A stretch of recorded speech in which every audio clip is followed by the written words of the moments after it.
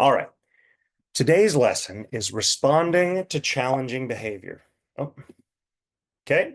So we're going to learn about the functions of behavior. We're going to learn about behavioral intervention strategies, responses, all that kind of thing, which is, of course, a major part of what we do in applied behavior analysis. So we'll start with a couple of quick definitions, just so we know what we're talking about.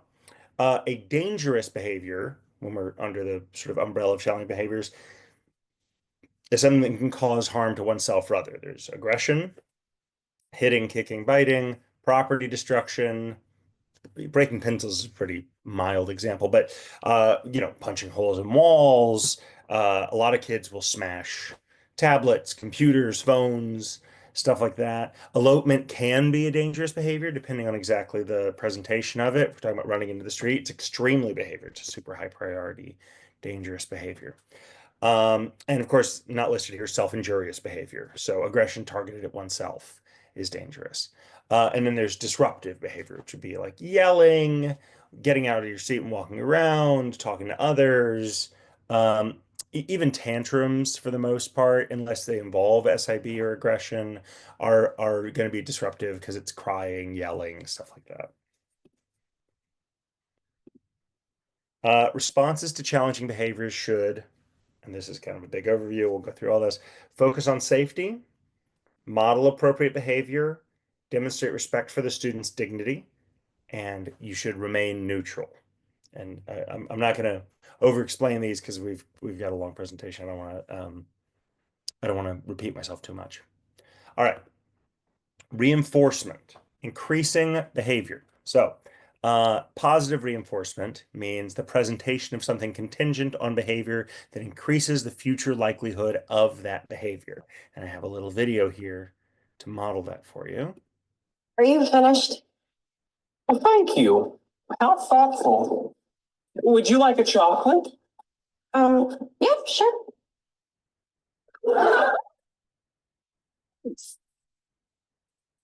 Oh, sorry, Sheldon. I almost sat in your spot. Did you? I didn't notice. Have a chocolate. Thank you.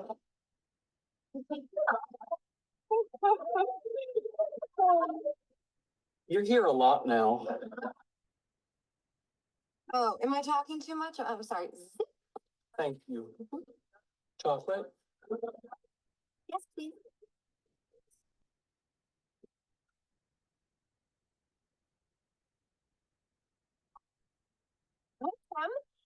Yeah. You know what? Hold on. Let me take this in the hall.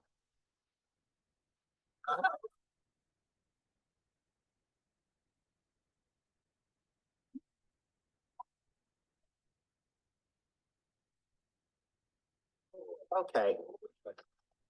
I know what you're doing. Really? Yes. You're using chocolates as positive reinforcement for what you consider correct behavior. Very good. Chocolate?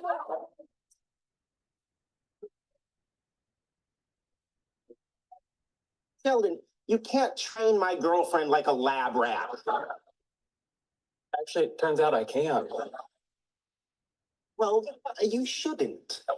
There's just no pleasing you, is there, Leonard? You weren't happy with my previous approach to dealing with her, so I decided to employ operant conditioning techniques, building on the works of Thorndike and B.F. Skinner. Yet by this time next week, I believe I can have her jumping out of a pool, balancing a beach ball on her nose. No, this has to stop now. I'm not suggesting we really make her jump out of a pool. The bazinga was implied. He's tweaking her personality. He's sanding off the rough edges, if you will. You're not sanding Penny. Are you saying that I am forbidden from applying a harmless, scientifically valid protocol that will make our lives better? Yes, you're forbidden. Bad, Leonard. You know, using positive reinforcement techniques, I could train that behavior out of her in a week. No. If you let me use negative reinforcement, I can get done before we go to bed. Squirting in the face with water. No, of course not. We're talking very mild electric shocks. No tissue damage whatsoever. Get it. Oh, come on. You can't tell me that you're not intrigued about. Okay, I think we get the idea. And he's actually crossing up a few of the definitions we're going to get into. So let's switch back over to our presentation. There we go. There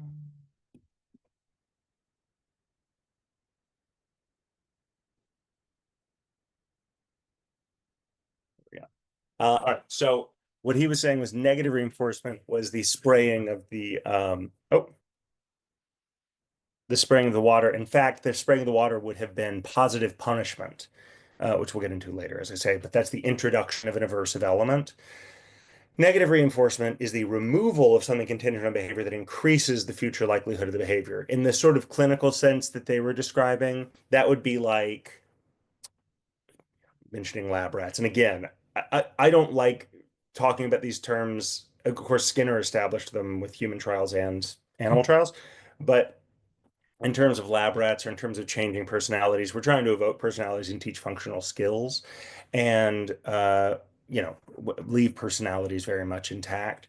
But the idea would be like a blaring alarm is sounding until someone presses a button and then the alarm stops. And the negative reinforcement is the removal of the aversive. But a more practical application would be something like this. A group of students working hard all class period gets told that because they've done such great work, they won't have homework that night. So it's the removal of something that makes the behavior more likely in the future. So that's negative reinforcement is the withdrawal of something as a reward. So, and this is really, oh, there we go. All right, quiz. Where's my little bar?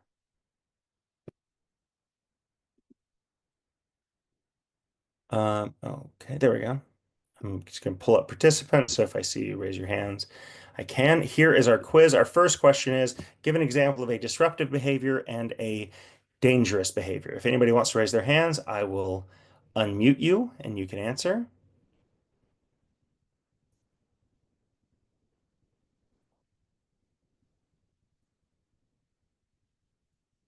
Don't see any hands, which is fine. Just as a reminder, a dangerous behavior would be something like aggression or self-injurious behavior. A disruptive behavior would be something like yelling or tantrum. Okay, next. If anybody wants to try their hand at this one, let me know. What term does this definition describe? Removal of something contingent on behavior that increases the future likelihood of that behavior. Does anybody remember that term? Give you a 5 count. Oh, Deborah raised her hand. Deborah, what is that term? Would that be negative reinforcement? It absolutely would. Thank you very much, Deborah. A perfect answer. I don't have a chocolate to give you, unfortunately, but feel free to grab one yourself. All right. Thanks very much. Okay, good job. Thank you. And let's push on.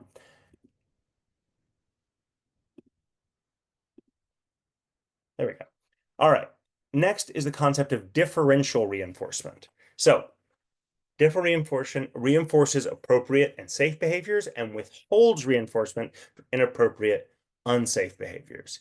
And if that happens, appropriate and safe behaviors will increase. So the idea is the reinforcement itself creates a stark contingency difference. If I do the right thing, like raising my hand in class, I'll get called on, and maybe on top of that, I'll get a star or I'll get a treat or something like that. Some special would happen. But if I call out in class, I won't receive a treat, I won't receive a star, I won't get called on. All the things I want to happen will not happen because I did the inappropriate behavior, and all the things I do want to happen will happen as a result of the appropriate behavior. So that's the point is the differentiation. We're creating a circumstance where one thing works and one thing doesn't. All right, using de-escalation strategies. Clients may sometimes engage in challenging behavior that is dangerous to themselves and or others. As we discovered, SIB, aggression, property destruction, headbanging, elopement, flopping, which depending on how fast and hard they go could be more dangerous or not, but whatever, you get what I'm saying. Staff response should always be appear calm, remain neutral, use de-escalation strategies, use good safety habits to protect client and self. If there's a behavior intervention plan, which we'll get into in more detail later, follow that plan. Point is, so often we're going to get into the functions of behavior, which just quickly are sensory satisfaction, escape, attention, and access to preferred items. And escape and attention are so big and can be satisfied by a big oversized reaction, yelling at a kid, getting into sort of a fight with them, freaking out because they've done something upsetting, whatever. That gives them the attention they're seeking. And if they're doing it to escape something, they've totally flipped the script. So remaining calm and steady is always sort of first priority in any response. Now, I jumped the gun slightly there, but let's get into it. Functions of behavior. First, we always defer to medical explanation. The example they give here is hitting the side of their head. We may assume, oh, that's self-injurious behavior. They're doing it as whatever the circumstances are, escape, but could be the sign of an ear infection. A lot of times, there are things that we need to say, like, all right, if a medical doctor has an explanation for this and a treatment for it, that gets priority. But beyond that, it falls into our domain. So there are 4 functions of behavior to be considered. The functions of behavior are the effect of the behavior, or the effect the behavior is having on the environment. Another way to say that is the function of behavior is the reason the behavior keeps happening, or the motivation. So, one of the big principles of ABA is behavior is lawful. Everything we do for a reason. So, the functions of the behavior are those reasons. The 4 functions, and you can remember them through this acronym, this mnemonic device called SEAT. They are sensory, or automatic, escape, attention, and tangible, SEAT. Let's go through them. Functions of behavior, sensory. The student is using behavior to communicate a need for sensory input, or the behavior feels good to the student without any social mediation. Those aren't so different. Appropriate requests. So like, we're going to say what the behavior is. Basically, they're doing this because of the way it makes them feel. A lot of like headbanging they talked about earlier, like that feedback is what they're seeking. Which is a tricky thing to respond to, and sometimes does require some kind of medical intervention to suppress those impulses. But for the most part, we try and replace them by giving input that they can get. It's like movement break. If they're all over the place and throwing things and smashing things, but getting a little extra time on the playground is going to satisfy that burst of energy and that sensory need. Great, that's what we're going to give them. Asking for squeezes, that kind of input can be great. Head squeezes, a lot of kids like. Going for a walk just to, again, burn energy. All of those things are appropriate ways to fulfill those needs. Or, to my mind, just saying like, I need to stim, and saying like they need to shake their hands out. Like that's a sensory motivated behavior that is totally self-determined, non-disruptive, appropriate. You want to give space to that and make them feel like they can fulfill their sensory needs in those ways. An inappropriate expression of the functional behavior, something we would want to, if possible, make it so that they don't receive the sensory feedback they're looking for, which is the reinforcement, would be invading others' space, engaging in self-injurious behavior, such as headbanging, that kind of thing. Function behavior, escape. So it is what it sounds like. Student is using behavior to communicate a need for escape or avoidance. The difference there is avoidance is they're being asked to do something, and before the non-preferred activity has even begun, like you're trying to get a kid to go into a bathtub and they start freaking out because they haven't gone in yet. That's avoidance. Escape is, we've been working on math for 3 minutes. We want to work on it for 10, but suddenly they're running away or doing whatever. That would be escape. But the whole point is they're trying to not do the thing that they are expected to do or being asked to do. Appropriate ways to get access to escape would be asking for help, asking for a break, asking to be all done, or for a walk, asking for some space, all these kinds of things. There's a bunch of ways to appropriately get out of something. at least temporarily. Inappropriate would be just getting up and running away, putting their head down on their desk. Again, I mean, a tantrum can come from escape. There's a lot of different behaviors can be motivated by escape. A lot of the key ones, hitting. I mean, I don't want to do that, so they hit. That would be a really inappropriate expression of with the escape function. Attention. Students using behavior to communicate a need for attention. That makes sense. Humans are social animals. We all have social needs. We need responses from others. Everybody does things for attention. This is something we can all understand. Negative attention, I put it in quotes because we don't want it confused with the idea of negative reinforcement or negative punishment or whatever. Or reprimands can reinforce challenging behavior if the function is attention. We talked about this before, that if they elicit a big reaction from you, if you're yelling, if you're getting on to them, that may be exactly what they're looking for. And it feels, we don't like to be yelled at, right? We don't like when an adult, when we were kids, when an adult we cared about was upset with us. But sometimes with our learners, that can be exactly what they're looking for. Because all eyes are on them, because they're the center of attention. They're getting, uninterrupted feedback from an adult, which is what they're seeking. Appropriate requests, same as with escape, asking for help would be appropriate. Raising their hand, please come here. Asking for a hug, asking if they can play together. All these are really good requests for attention. An inappropriate request for attention would be throwing things, yelling, pitch and fit. Last of our four functions of behavior, tangible. The student is using behavior to communicate a need for a tangible item or an activity. Tangible just being something you can hold.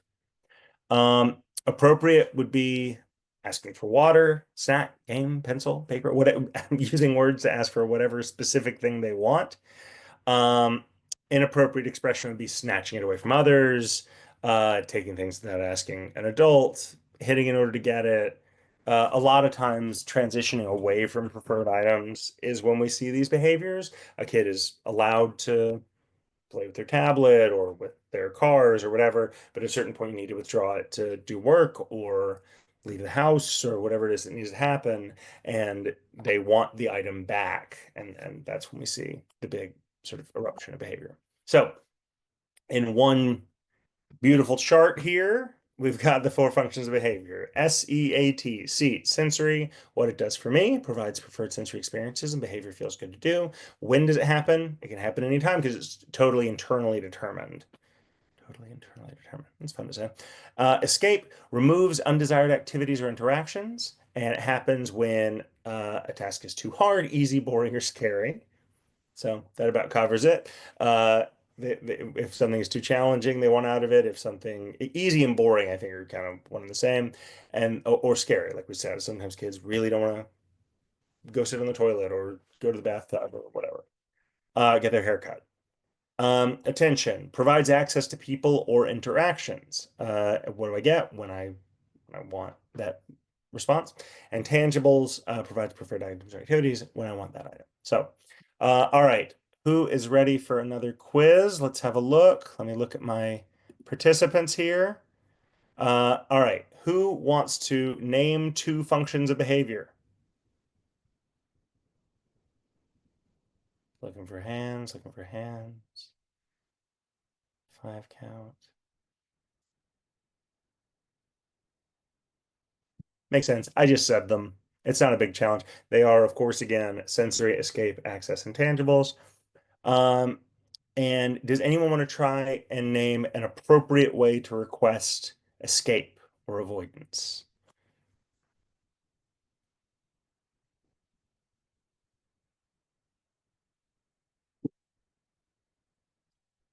Okay. Fair enough. So what we talked about was asking for it, basically, right? Asking for a break, raising a hand, that kind of thing. A lot of times when we're talking about differential reinforcement, we're talking about like we're going to reinforce this and not that. This, if we have a verbal child, is most of the time going to include something called functional communication training, which is just using the words you need to get that outcome. All right, ABC data.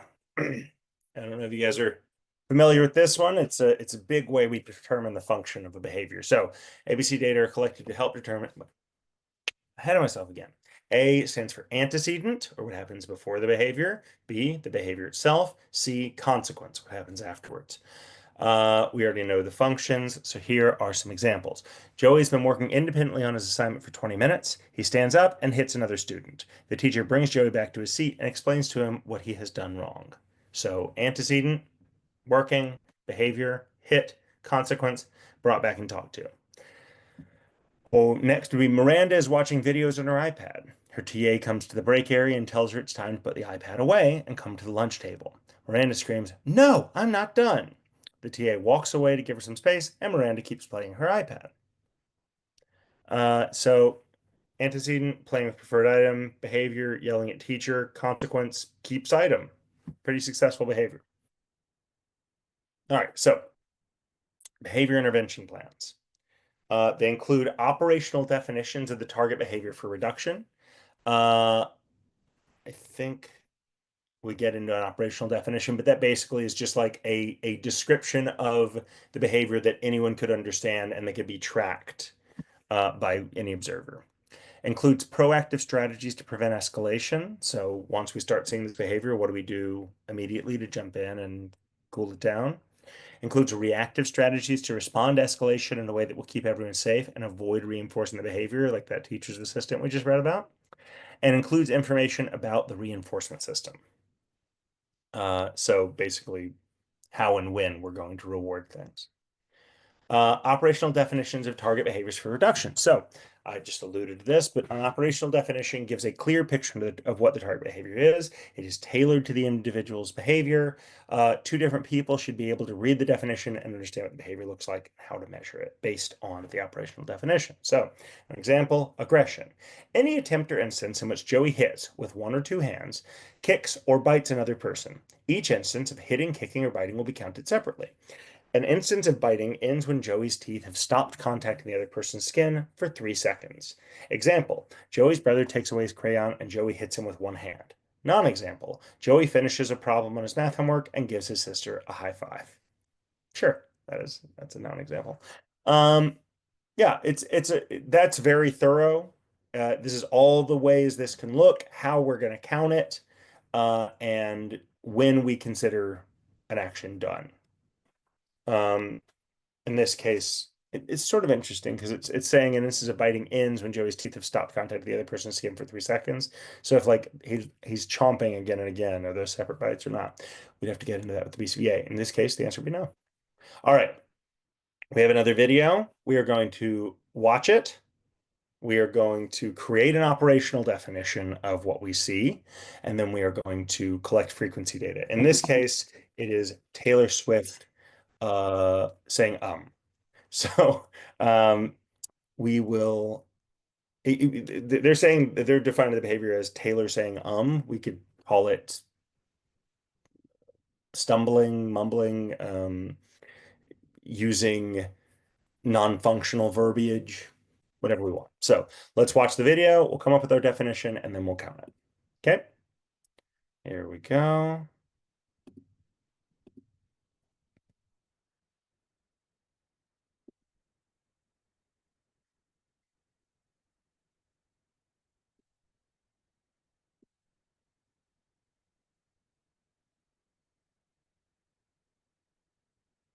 We get to watch a commercial first. That's fun.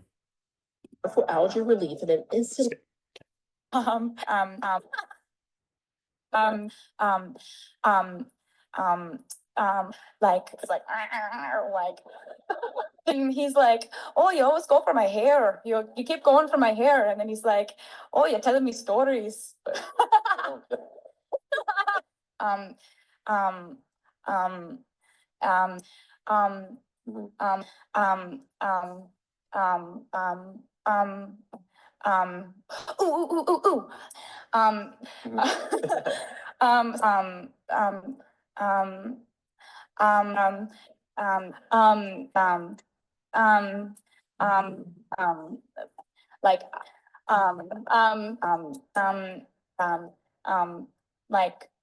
like, like, like, like, um, like,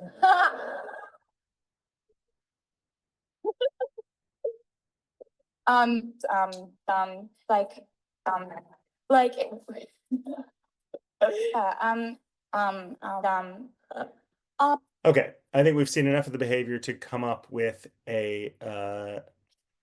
it's infectious, with an operational definition. So I guess our question would be, and if anybody wants to raise their hand and help with this, they can.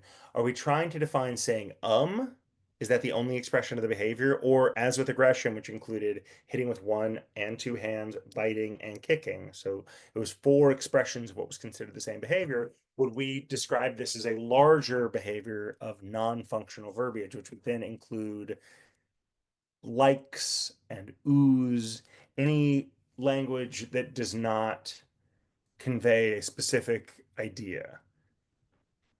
So I would say an operational definition would be in conversation when Taylor uses non-words such as or and placeholder words that do not convey an idea such as like in order to extend a social interaction when she does not have access to the language necessary. Examples would be Taylor says or like. Non-examples would be Taylor breaks spontaneously into song. So I'm going to replay those. I don't think we need to watch all 3 minutes, but I'm going to do a tally.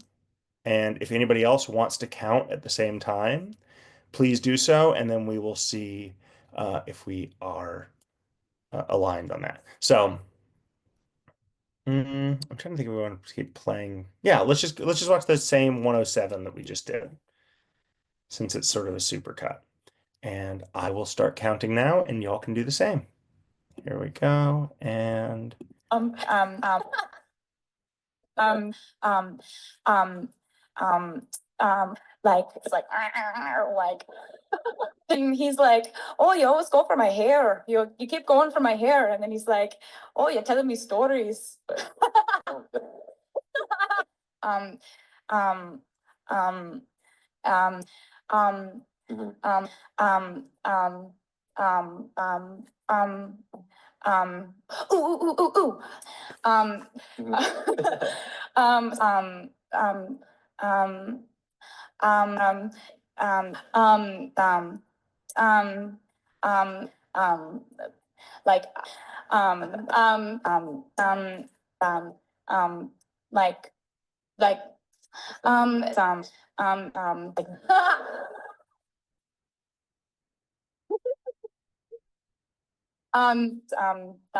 like, like, like, uh, um, um, um, um, okay. So what we would do, if anybody else counted, what we'd be doing now is something called inter-observer agreement, where two practitioners watch something at the same time, a particular person's behavior, and see if they're coming out with the same data. So did anybody else tally Taylor's non-functional verbiage? Raise your hand if so. Yes, Emily did. Okay, Emily, I'm counting mine up now. How many expressions of non-functional verbiage from Taylor Swift did you get? About 45. Okay, let's see.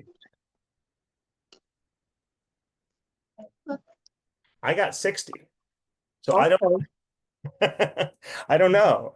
I think it would be usually over time you would have, especially because if we were both providers, um, we would do that multiple times and average our observations. The BCBA might step in and take their data and see if it's closer to one person than the other. If it's that one therapist is lagging behind the other and missing some, then they would talk to them more about the operational definition and how to record the data. If someone is over-recording the data, same thing, you'd get them to scale back. Oftentimes, when we're trying to get the most accurate data, averaging those observations is what's most effective. But yeah, that's how an operational definition works, is we drill down on what exactly the behavior looks like so that whoever is working with the person can make accurate reflections of it. All right, back to our presentation.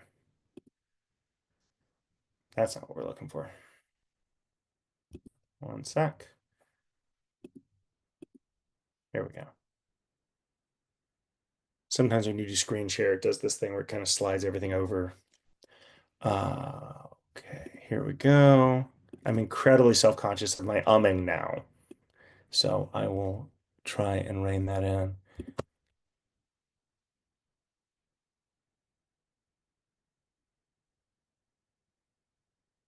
Okay. So proactive strategies. Proactive strategies are used to prevent the problem behavior from happening. It's things we do to establish ahead of time what we give students the capacity to choose. We lower the lights if we know that bright lights affect them. We put earmuffs over their ears because we know that they're very sensitive to loud noises, things like that. Practice strategies occur before the prey are put in place before the behavior occurs, and we use proactive strategies if antecedents to the problem behavior begin to occur. So we know the warning signs; these are there to make it so that it's less likely to result in the behavior. I just did some examples of proactive strategies. Functional communication training we discussed earlier, giving kids the words they need to tell us what they need. Visual supports, like an available, unavailable chart so that a kid knows, oh, I can't have this right now, but I can have this. Providing choices. We have a whole slide on that. I think we have slides on all these actually. So I'll just read them and then we'll get into them. Environmental manipulation, non-contingent reinforcement, social stories, and priming. So functional communication training teaches students, or teaches clients to use their words to meet their wants and needs instead of using their problem behavior. Using their words is referred to as functional communication responses. FCT is a type of DRA, which means differential reinforcement of alternative behaviors, alternative, of course, to the disruptive behaviors or dangerous behaviors. Appropriate safe requests are reinforced. Inappropriate unsafe requests are not reinforced. Again, it is the starkness of the absence that we're trying to drive home. It should be easier for the client to receive a reinforcer for engaging in FCR than for engaging in the problem behavior. So like as soon as they're using that language that we've told them is sort of the fast pass to whatever, like as soon as they say break, boom, everything's removed. Not you can go do whatever you want. You don't get endless tablet, but like we are going to stop working now because you asked for a break. As opposed to they can have a tantrum for 45 minutes or an hour, and we're still going to be asking them to do their work because it is not an appropriate expression. And that difference should be really clear. At first, all appropriate safe requests are reinforced. As the skill is mastered, these requests are reinforced more intermittently. We can't, if we're trying to get a kid to ask for food or a break or whatever, we can't give it to them every single time forever because they need to start adhering to more of a cultural standard. But once they see that thing works and we've built up a history of reinforcement for it, as long as we're consistent, you can scale back. At first, any type of appropriate safe request is reinforced as the same idea. All right. Visual supports. So there's FCT strips. So that's like you can give a kid basically a Velcroed sentence or item to ask for things in the way we referred to earlier. Choice boards, available, unavailable. Token boards, I'm working for whatever this may be. You can get either 3 or 5 stars to get it, or 1 or 2 or 4, depending on where you are. First then boards. So I know you want to play. We're going to play outside, but first we have to work. So there's like first work then thing. That's called the pre-mac principle. And there can be little weight visuals. All of these are nice because they're sort of objective, they're off to the side, they're ever present. You're not going to get in an argument with a sign. It's just a good way of sort of establishing parameters. Providing choices. Choices allow students to have some control over their days. Of course, choosing reinforcers is something that's really useful and gives them more buy-in. They're more likely to engage if they've made a choice about what they're working for, but also asking them, what work are we going to do? We're going to do math or reading first. And then if they choose it, they're a lot less likely to find that work aversive because they opted into it. Choices can be presented as open-ended questions like, what do you want? Or forced choices. Do you want the blue marker or the red marker? Sometimes for individuals who are escalated, it's easier to answer questions presented as forced choices than open-ended questions. So if they're really upset, it's easier to say like, okay, choose one of these things right in front of you, as opposed to tell me what you want, because that can be sort of abstract and difficult for kids, especially if they're upset. If verbals cause escalation, visuals or actual objects may be used instead. Again, if sometimes language can be fuel on a fire of a behavior. So presenting to wordlessly presenting options can be effective. Environmental manipulation. Set up the environment in a way that will encourage success. The environment should be free of clutter and unsafe objects. All basic needs should be met in the environment, and there should be access to reinforcers in the environment. So, like, there's certain like human dignity, safety stuff that needs to be borne in mind. They have to have freedom of movement. They need to have access to food and water, whatever. But sometimes having a kid on the other side of the table with their back against the wall makes it less likely they're gonna get out of their seat and run across the classroom and rip stuff off the wall. Or sitting in a place where there's fewer visual distractions. Sometimes kids respond in a way to stimuli a lot different than they do to blank walls. And that's a little change that you can make to make things more effective. And that's something you would do in advance. Non-contingent reinforcement. So this is very different than differential reinforcement, which we were talking about earlier. Reinforcers are presented at a fixed time, regardless of target behaviors, regardless of the work they're doing, anything like that. Excess reinforcers is an abolishing operation. So it's like makes it a circumstance for us for engaging the target behavior reduction. So the idea with this is we have a kid with really high sensory needs. Every 10 minutes, they're going to go out and swing on the tire swing. And it doesn't matter if they had a good 10 minutes of work or a bad 10 minutes of work, if they engage in their behaviors or not. The idea is we're trying to satiate that sensory need. We're trying to basically give them a diet of stimuli and input that will make it so that overall we're going to see fewer behaviors and we're going to see greater engagement in their work. And social stories. So social stories are a tool used to prepare clients for upcoming events. They are written following a specific evidence-based formula with different types of sentences. They are written from the perspective of the client, and they must be read every day for 2 weeks prior to the event. So I've done things like this, like having a sibling. You can do a lot of advanced warning, like, soon mommy and daddy are going to, soon my family is going to have a new baby. He is going to live in the room next to mine. Sometimes he will cry, and that will make me upset. When that happens, I can count to 10, or I can take deep breaths, or I can ask mommy or daddy for help. I am excited for my new brother to come home. I will love him very much. That kind of thing. So it's like it's a layered story. It's one piece at a time. It gives strategies and responses of what the kid can choose to do, and then it has a conclusion. So, it can be moving to a new house, it can be starting a new school, it can be going to the dentist, any number of things. It's just like it lets them know this is the way it's going to play out. This is what I can do about it. That kind of thing. It's a proactive framework. And priming. Priming is used to prepare clients for upcoming events, transitions, and routine changes, not unlike social stories, but more immediate. The example is the ABA therapist tells the client that he has 2 minutes left in his reinforcement break. Using a timer can be really helpful for priming, just letting a kid know when a transition is coming. Reactive strategies.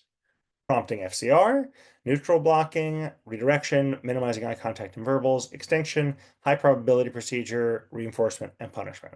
Let's get into it. Prompting FCR.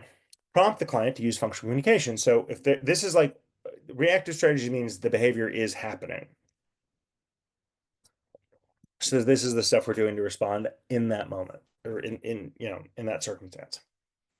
So saying, what do you want? Or, as we said earlier, that might be too much. So do you want this or this? Do you need a break? You can sign it. You can offer them communication cards.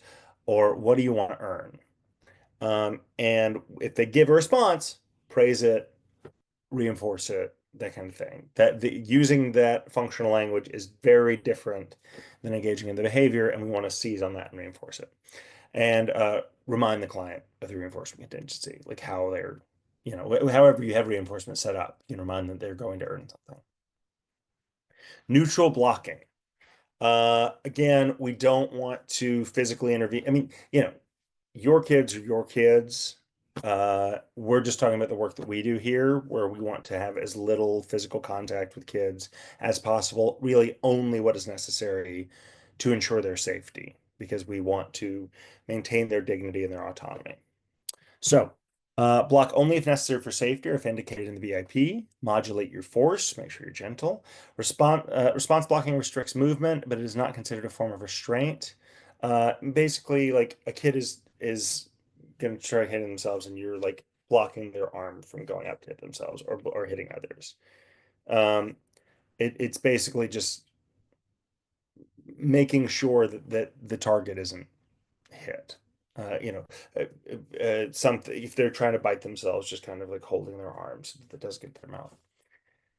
In general, keep your thumbs in and fingers together when blocking, and avoid making contact with the client's joints or pressure points. That's where injury occurs, so we avoid those altogether. Redirection. Kids upset. I do this with my kids all the time. I mean, they're upset about one thing, suddenly we're talking about this other thing, and that thing's fun, So draw the students to something else that the problem behavior ends. Redirect to something that is not highly preferred to avoid reinforcing problem behavior. That's the thing. It's not, oh, you're throwing a tantrum here, have an ice cream. It's, oh, you're upset that you don't have, uh, you know, whatever. You're upset about having to go to the bathroom.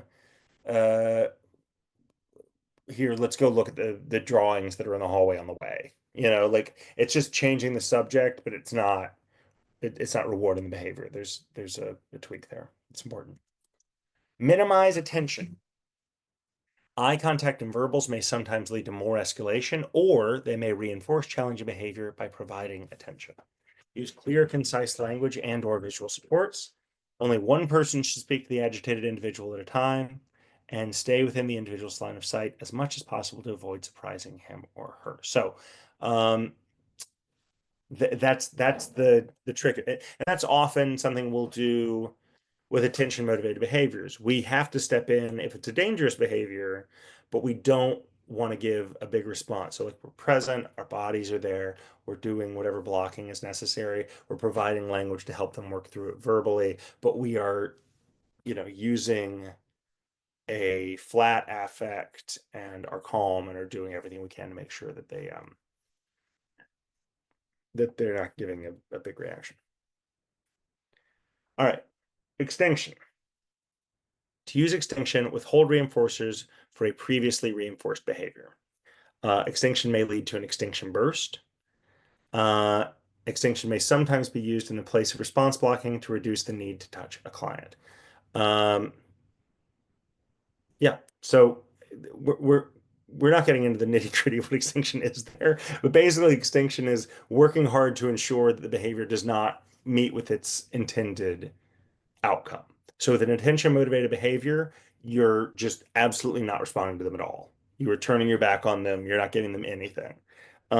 If it's about access to an item, they do not get that item while the behavior is going on, period. Absolutely not. Shut it down.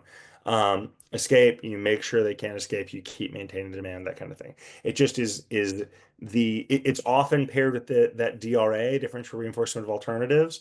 And it just is it's just to make the picture as stark as possible. This works, this does not. This thing that you are committed to, that is a huge obstacle to your being successful and independent, that doesn't work. But once especially if a kid has a history of of reinforcement of that working, then you're likely to see an extinction burst, which is to say, you're going to see the behavior go up in the short term because it's sort of an example of like the TV isn't working, so you hit it. Like it's not effective, but it's like anytime you're trying to do something, you're going to do it harder. Like you're twisting the door handle, it won't open. You're going to twist it a whole bunch to try and make it work, even if that's not necessarily a response. But you kind of feel like, okay, if I really step it up, then I'll escape, then I'll get attention, then I'll get the item I want, etc. So we will see that we'll see things spike and then they'll typically fall. Extinction may sometimes be used in place of response blocking to reduce the need to touch the line. Yeah, sure. High probability procedure. This is also called behavioral momentum. To use a high probability procedure, present an average of 3 master demands rapidly, provide relatively neutral praise for compliance, and vary the types of demands. They're putting this here as a reactive strategy. I think this is more of a skill acquisition target, but sometimes with certain kids it could work in this context as well. Then present the original demand again, provide enthusiastic praise for compliance. So this is really like if you're not getting anything from a kid and you're trying to teach, like say you're working on your times tables and you're not getting anything, you're trying to work on 2 times 4 and they've already completely mastered addition. So you would say, what's 2 plus 2? 4. Good. What's 4 plus 4? 8. Good. What's 3 plus 3? Good. 6. Good. What's 4 times 2? 8. And then you give full reinforcement for that. So like oftentimes when you grease the skids with some easy ones, then it makes it a lot easier to ask them these more challenging, newer targets. Yeah, and it gets their behavior rolling where we want it to. With success, success, success, success. Reinforcement. Provide frequent praise for appropriate behaviors and steps towards de-escalation if you see them making good choices, the kinds of things we talked about in the social story, the things that are included in among the alternative behaviors that we are encouraging, then you praise that, you acknowledge it. You reinforce appropriate and safe behaviors. We've talked about this. You pair praise with other reinforcers. So, oh, look, hey, I saw that you got down off the table. Here's a star. Praise should sometimes be behavior specific. It should pretty much always be behavior specific. The thing we like about behavior specific praise is that there's no question with good job. There's enough wiggle room where it's like, well, what is it that I did well? But if you're saying, I like the way you're sitting in your seat, then they know that's what we're excited about. Depending on student preferences, age, and classroom setting, reinforced deliver may be enthusiastic or discreet. Sometimes kids don't like a big hey. Sometimes they just want to receive the reward calmly, and that's what is because reinforcement is all about seeing the same behavior more in the future. If there's anything about the delivery reinforcement they find unpleasant, then it's not going to be as good of reinforcement, or it may not be reinforcement at all. Punishment. So punishment should not be used without the guidance of BCBA. Remember, the circumstance we usually like is just absence, right? Punishment should not be used if it is not part of the behavior intervention plan. It is used as a last resort after other methods have been tried, and there are, of course, ethical considerations whenever you do any kind of punishment. So, punishment, the point of punishment is to decrease behavior. The same way reinforcement isn't to increase the behavior, punishment isn't to decrease behavior. Negative punishment is the removal of something contingent on behavior that decreases the future likelihood of that behavior. So yesterday, my daughter threw a tantrum about going to her dance class. She was going to go see a magic show with me. Her brother went instead because she couldn't, because she engaged in this behavior, she lost access to something. No TV for a week. That's a negative punishment. It's anything you take away. Positive punishment. This is, or sometimes a kid is on a token chart and they need to get 10 tokens. They engage in big behavior. Oh, you lost a token. That kind of thing. That's something we may well do for a learner with a more advanced reinforcement structure. Positive punishment. I've never used it. it's not something we really pursue, but it's the presentation of something contingent on behavior that decreases the future likelihood of that behavior. So what we saw from Sheldon earlier, the spraying of the bottle, that's positive punishment. It is the introduction of an aversive in response to these behaviors. Um, you know, spanking would be a positive punishment. That kind of thing. There's more appropriate expressions of it. I guess, I mean, an overcorrection, for example, might be one where if a kid throws something to the ground, having them pick it up and put it back and then pick it up and put it back and do it over and over and over again, just to like say like, okay, here's the consequence, and I'm introducing this demand that you do it again and again. That's like a behavior or an evidence-based practice. It's been proven to be effective. So that might be a good example of something that a BCBA would recommend. Reinforcement systems. The reinforcement system explains the way in which the client earns reinforcers. Reinforcers are the preferred items or activities the client receives that increase pro-social behaviors. Common types of reinforcement, first then, first word, then recess. Tokens, we talked about earning tokens, which can be, if you get up to 5, you can exchange those for whatever it is the kid likes, tablet, toys, etc. And DRO, that's differential reinforcement of other behaviors. That's a little bit different than differential reinforcement of alternative behaviors in that you're basically reinforcing anything they do under the same circumstances of a disruptive behavior, and not specific ones that have been chosen to be designated that are the alternatives. Safety habits. Provide space unless necessary to move closer. Calm, controlled movements. And again, there's going to be a level of physical intimacy between parents and learners that's different than instructor and learners, but still, everyone needs to respect a kid's physical autonomy. Maintain a neutral face and tone of voice. Minimize eye contact and verbals. That can make it more stressful, more demand. Avoid crossing the midline. I think that's just in terms of personal space. Stay within client's line of vision. Don't, don't sneak up on them. Don't turn your back on the client unless you're engaging in attention extinction. Fingers together, thumb in. This is the safest way to do it. As soon as you isolate a finger, it can get broken. Establish method for calling for assistance. There should be, if you're in a classroom, if you're in a clinic, if you're at home, if there's multiple caregivers, knowing how to communicate that you need help is important. And then position for safety. So, if a kid is going to elope, put yourself in front of the door. Don't put yourself in a position where you can get bowled over, that kind of thing. So overall, you want to appear calm, even in challenging situations. You want to communicate clearly and concisely. You want to avoid coming into the agitated student space unless necessary. Use strategies based on the function of the behavior to avoid reinforcing behavior. You always have to be conscious of you don't want to send a kid to timeout for an escape motivated behavior because then they're escaping, right? Just make sure that everything you're doing makes it so that they're not getting the outcome they're seeking through the disruptive behavior, and that you're going to reinforce when they do appropriate behaviors for the same reason. Here is a quick summary from our old friend YouTube. Give me just a sec.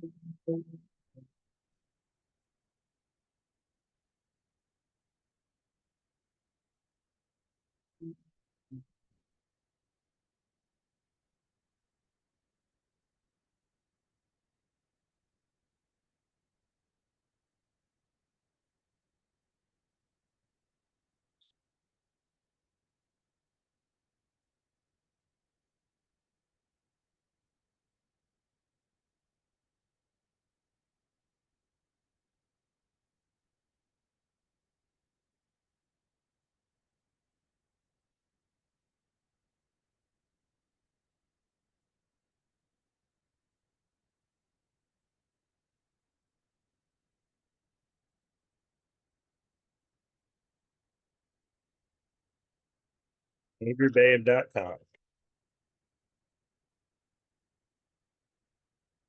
It's good branding. She is very good. That's she's been a source of really good stuff. Okay. Let's see. And I'll share just for a second, just so you can see the sources from our presentation. Go. Cooper, Herring, and Heward, Applied Behavior Analysis, second edition is sort of it's called the ABA Bible or the White Book. Everybody's got one. Then there's the Geneva Center for Autism, autism.net, The Big Bang Theory, Taylor Swift, and Behavior Babe, which we just saw. So, okay, guys, that is it.